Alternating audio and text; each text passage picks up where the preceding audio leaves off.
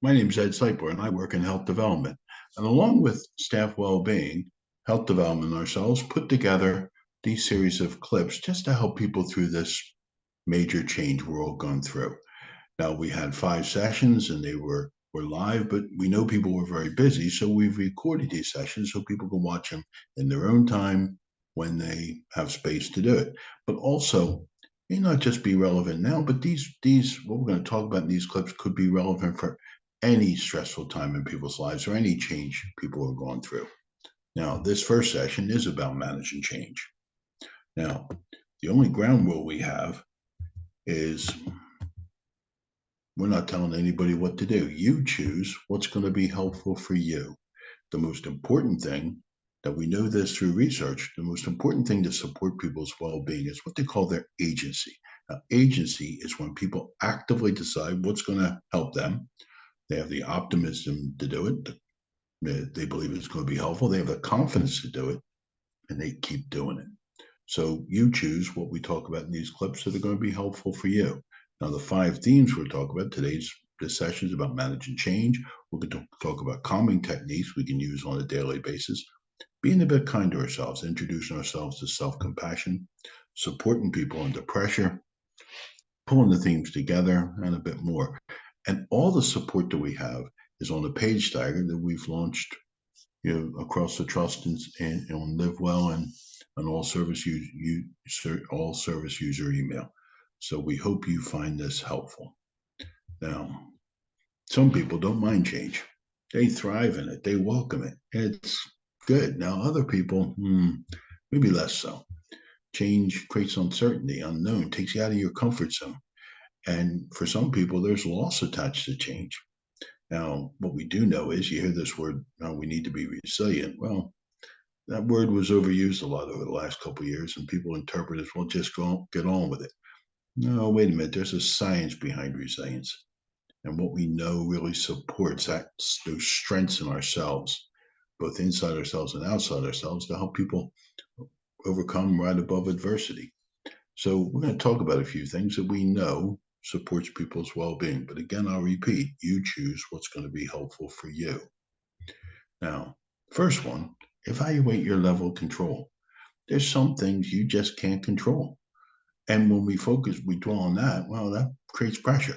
When we can separate it, what can I do something about? What I can't. That makes a big difference for people. Well, doesn't that sound like the serenity prayer?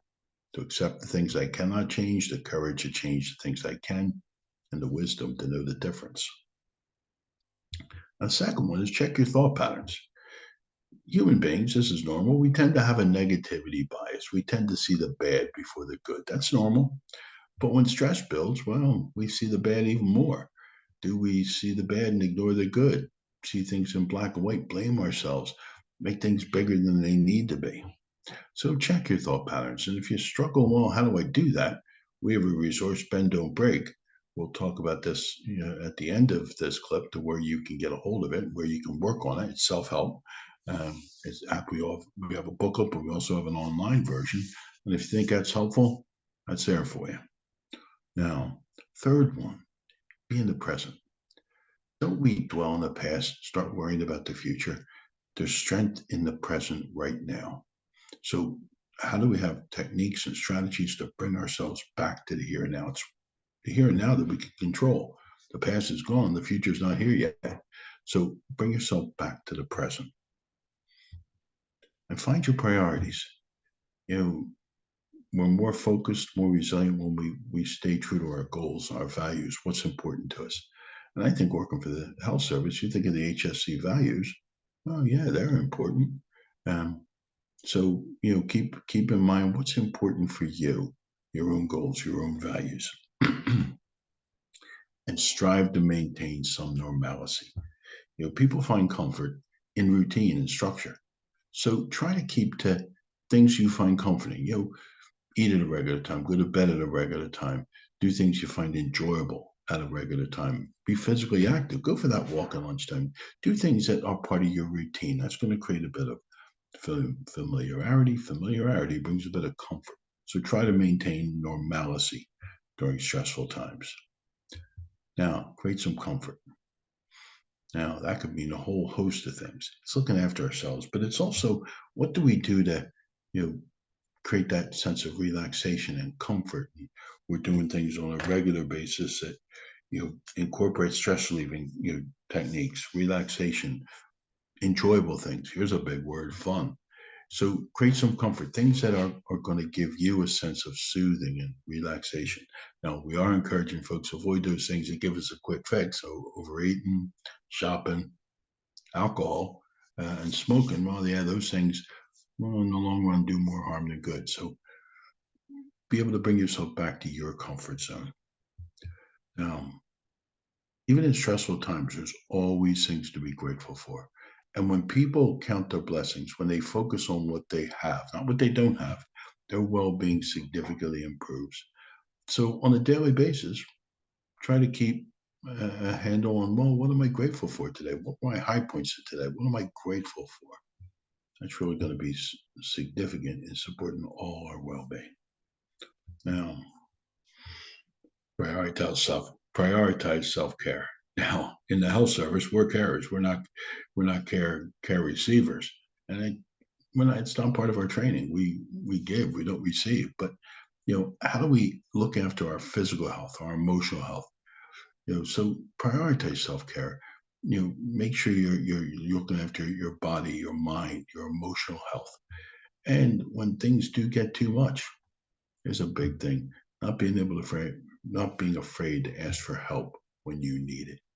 Because we're human beings. We all need support at times.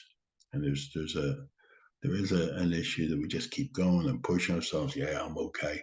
Well, you start to have those points where you're struggling a little bit. It's okay to ask for help. Now, there is support out there for you.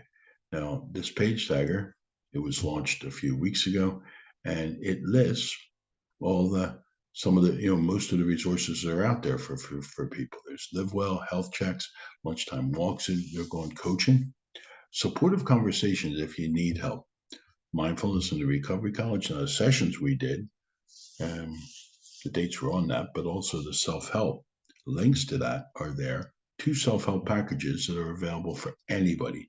There's Bend Don't Break. That's the tool we used to use in Smart. And we had that before COVID. Well, we can't bring people out to Smart, but we can bring Smart, the tool we use, Bend Don't Break, to you. And self compassion. How we talk to ourselves. That's a whole topic in session number 3. We hope you find this helpful. The first 4 clips we do, there's a paper attached to it that gives detail. We want to make that available for you. The second session is going to be looking at calming skills, but any feedback, greatly appreciated. So either contact Staff Wellbeing or myself. We really hope you find something helpful in this and the other clips we do, whether it's now through this change we're all going through with Encompass or at any time where we feel we need that added little bit of support. Thanks for tuning into this, and we wish you well.